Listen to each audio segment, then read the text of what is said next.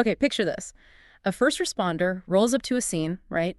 It's tense, someone's really agitated, maybe shouting. The whole atmosphere is just thick with stress. Yeah, those are tough calls, really, Kage. Exactly. And in that moment, that first contact, that conversation, it's everything. It can either make things much worse, or it could be the start of calming things down. Absolutely. What's said, how it's said, Yeah. it's incredibly critical. So the question is, how do you, in the middle of all that pressure, actually figure out what's going on beneath the surface? How do you know what to say to maybe guide things towards a better outcome? It's got to be more than just following a script, surely. Oh, definitely not a script, no. Yeah. It needs a real understanding of why people act the way they do in those crisis moments. A deeper understanding, yeah. And that's exactly what we're getting into today. Welcome to the Deep Dive. We take these big, complex topics and try to pull out the really key stuff you need to know fast. And today we're focusing on a framework specifically designed for those moments. It's called the S.T.A.R.S matrix. We're going to explore, what it is, how it works, and crucially, how analyzing things like body-worn camera footage using this framework can give first responders, especially police, a much clearer picture. That link between the framework and the actual footage, that's powerful. It really is. We'll look at the theory behind it, why it's becoming so vital for agencies, and importantly, how it helps address different levels of aggression without just tossing out existing crisis protocols. Which is key. It complements, it doesn't replace. And the goal is always safer resolution. Always. So to get our heads around this, we've been looking at the S.T.A.R.S training manuals, the practical guides, plus some really interesting research in psychology about communication, specifically something called Relational Frame Theory. RFT. Yeah, Relational Frame Theory. You really can't understand S.T.A.R.S without understanding RFT. It's the foundation. Right.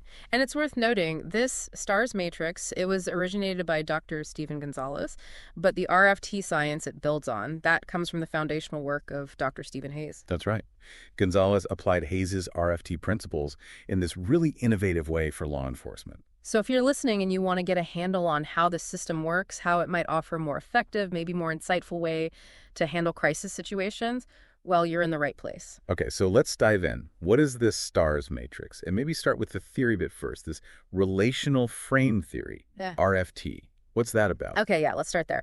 What's cool about S.T.A.R.S is, like you said, it's not just a random collection of tactics. It's built on this solid psychological theory, Relational Frame Theory, RFT. Right, and RFT is basically a modern take from behavioral psychology on how we humans learn to connect things, experiences, ideas, thoughts.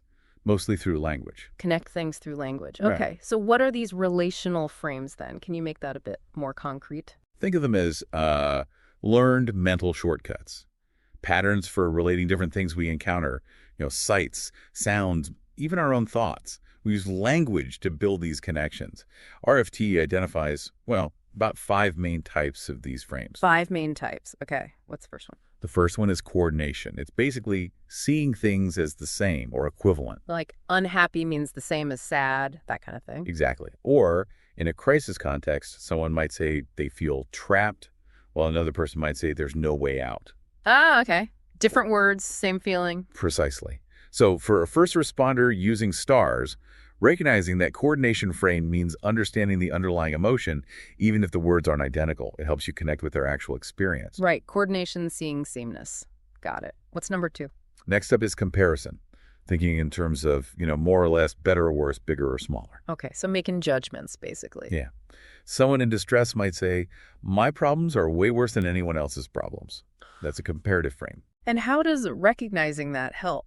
Well, it tells the responder that this person might feel really isolated, really alone in their struggle. You don't dismiss it, obviously, but knowing it's a comparative frame might guide you later to gently help broaden their perspective. Right. Maybe see they aren't totally alone. Okay. Acknowledge the feeling, maybe gently challenge the comparison later. Make sense? Third frame. Opposition. This is seeing things in really stark black and white terms. Opposites. Like the classic, you're either with me or you're against me. Exactly that. Yeah. The S.T.A.R.S training points out how this kind of rigid thinking can just slam the door on cooperation. If you spot that oppositional language early, you can try to avoid saying things that accidentally reinforce that us versus them dynamic. Right. Avoid feeding into the opposition. Okay, so we have coordination, same. Comparison, more or less. Opposition, opposite. What are the last 2? Then there's hierarchical framing. This is about organizing things into levels or categories, like something being part of a bigger group or one thing being above or below another. How would that show up in a real situation? Well, imagine someone dealing with police, and they feel totally powerless. They might say something like, "You guys have all the power here, I've got no say."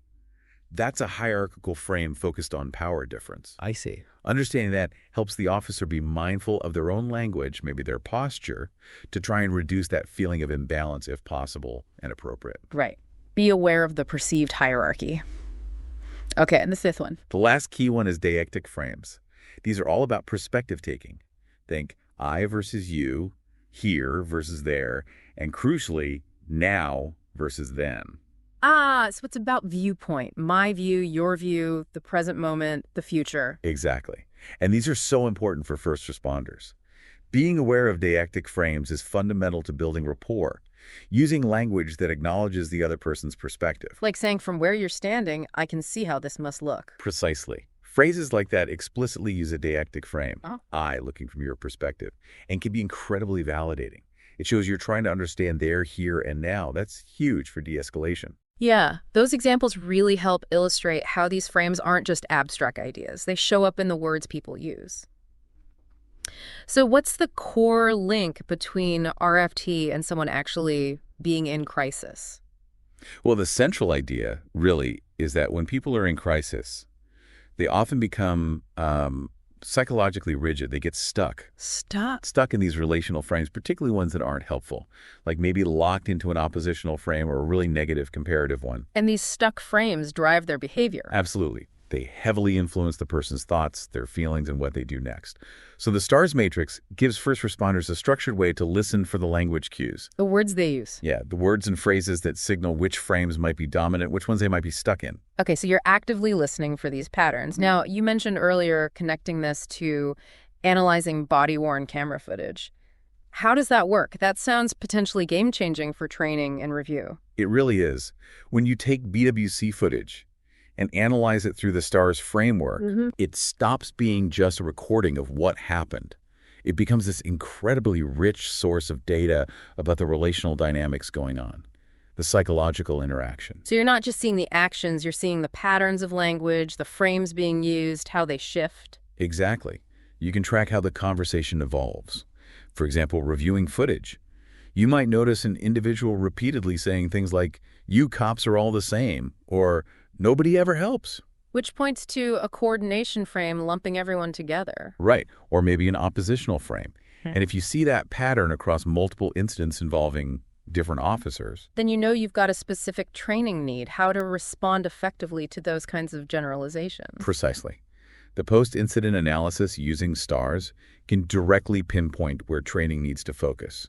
It makes training much more targeted, much more evidence-based, based on actual interactions. A continuous feedback loop. Learn from the footage, refine the training, improve the next interaction. That's the goal. It drives real improvement. Okay, that makes a lot of sense. Now, S.T.A.R.S is also about helping responders deal with different levels of aggression. How does the framework address that progression? It uses something called progressive contextual analysis. Basically, it means constantly assessing how the verbal context is changing during the interaction. Watching the language shift. Yeah. When reviewing footage later, you can often spot quite subtle shifts in language that signal someone is getting more agitated or maybe starting to calm down. These shifts often map onto changes in the dominant relational frames. Can you give an example? Sure. Someone might start out relatively calm, maybe using comparative frames, "This isn't fair." But then maybe the topic of going to the hospital comes up and suddenly their language shifts hard into oppositional frames. "No way, you're not taking me anywhere." So the mention of the hospital triggered a shift in framing and likely their aggression level. Exactly. Recognizing that shift in framing in real time helps the officer adapt, and analyzing it afterwards helps identify those triggers. What topics, what words tend to escalate things. That's invaluable information for future encounters. Really understanding the dynamics of escalation, not just that it happened. Okay. Now, a key point mentioned was that S.T.A.R.S doesn't replace existing crisis protocols. How does it fit in? Yeah, that's super important. S.T.A.R.S isn't meant to be thrown in as a whole new rule book that ditches everything else agencies already teach, like, crisis intervention training, CIT, or de-escalation models. Right. Instead, think of it as providing a deeper psychological layer underneath those existing protocols. It gives responders a framework for understanding why certain techniques work or don't work based on the relational frames in play. So it adds the why to the what and how of existing training. Exactly. It makes the existing tools potentially more effective because the officer has a better understanding of the underlying dynamics. For instance, standard protocol might say, use active listening. RFT and S.T.A.R.S help the officers understand how to listen actively for relational frames and tailor their responses accordingly. Okay, so it enhances, it doesn't replace, it provides a more sophisticated lens. Precisely. It helps officers make more informed choices within their existing protocols, guided by this understanding of how language and thought are working in that specific crisis moment. That seems like a much more integrated approach. So we've talked theory, BWC analysis. Let's bring it back to the agency level. How does adopting something like the S.T.A.R.S matrix, grounded in RFT, practically help a police department or any first responder agency? What are the strategic benefits? Well, there are quite a few, actually. First off, the potential for improved officer safety and reducing use of force incidents is a big one. If officers can de-escalate more effectively because they understand the verbal dynamics better, That leads to safer outcomes for everyone. right? Then there's community relations. Using techniques that show empathy and perspective-taking, which S.T.A.R.S emphasizes through deictic frames, can build trust. Mm-hmm. It also offers a standardized, evidence-based framework that helps with consistency in training and evaluation in how incidents are reviewed using that BWC footage we talked about. So better accountability and more targeted training. Exactly. And overall, it promotes a shift towards a more proactive, psychologically informed approach across the entire agency, not just relying on reactive tactics. It's about understanding the human element more deeply. That sounds like a pretty compelling case for agency leaders to consider, is this actually being trained? Is it practical? Oh, yes, absolutely. S.T.A.R.S isn't just theory. It's been translated into practical training programs. You see things like 16-hour curricula designed specifically for officers. And what does that training look like? It's heavily scenario-based. Lots of role-playing, practicing applying the RFT principles and S.T.A.R.S techniques in simulated crisis situations. The training focuses on recognizing those verbal cues we discussed, gauging aggression levels based partly on the framing. And then choosing the right approach. Choosing the right RFT-informed techniques. Yeah. Things like using specific language to establish coordination. We both want this situation resolved safely. Or carefully chosen metaphors to shift perspective. Or using those deictic frames to build rapport. Does it get into really complex stuff? It can. Some training includes quite complex simulations, even things relevant to hostage negotiation scenarios, applying the same core principles. Often it also includes RFT-informed ways to document incidents afterwards, focusing not just on actions but on the verbal dynamics and the effectiveness of the techniques used. So it connects assessment, intervention, and analysis. Exactly. It's about understanding the whole verbal process that keeps a crisis going, often linked to things like, well, psychological inflexibility or trying to avoid difficult feelings concepts straight out of RFT and related therapies like ACT. It seems incredibly thorough. And just to recap the origins again. Sure. The S.T.A.R.S matrix itself, the specific application for first responders, that's originated by Dr. Stephen Gonzalez. Okay. But the foundational science, relational frame theory, RFT, that was developed by Dr. Stephen Hayes, S.T.A.R.S is really a practical, field-tested application of those deeper RFT principles. It's a great example of taking complex research and turning it into something genuinely useful on the front lines. It really is a testament to trying to bridge that gap between the lab and the street. So wrapping this up, what's the main takeaway for our listeners today about the S.T.A.R.S matrix and RFT? I think the core message is that the S.T.A.R.S matrix, because it's built on this solid foundation of relational frame theory, offers a really specific and powerful way to understand what's happening verbally and cognitively during a crisis. It's not just guesswork. Right. It gives structure to understanding the communication piece. Exactly. And when you combine that understanding with tools like body-worn camera analysis, you create this amazing potential for continuous learning, for refining skills, for making interventions safer and more effective. It really shifts the focus to the nuances of language under pressure. It does. And maybe final thought, especially for anyone listening, in a leadership role in a first responder agency. Yeah. What if really understanding these verbal and cognitive dynamics could fundamentally improve how your agency handles interventions, how you train your people, and ultimately how you ensure community safety? The key might just be hiding in plain sight, in the words people use when they're struggling the most. That's a powerful question to reflect on. If this has sparked your interest, definitely look into relational frame theory and search for resources on the S.T.A.R.S matrix itself. Yeah, there's more out there to explore. And we will put some links in the description for this deep dive to help you get started. Great. Well, thank you so much for walking us through that. Really fascinating stuff. My pleasure. It's important work. It certainly is. And thank you, our listeners, for joining us on this deep dive into the S.T.A.R.S matrix. We hope it's given you some valuable insights into this innovative approach to crisis intervention.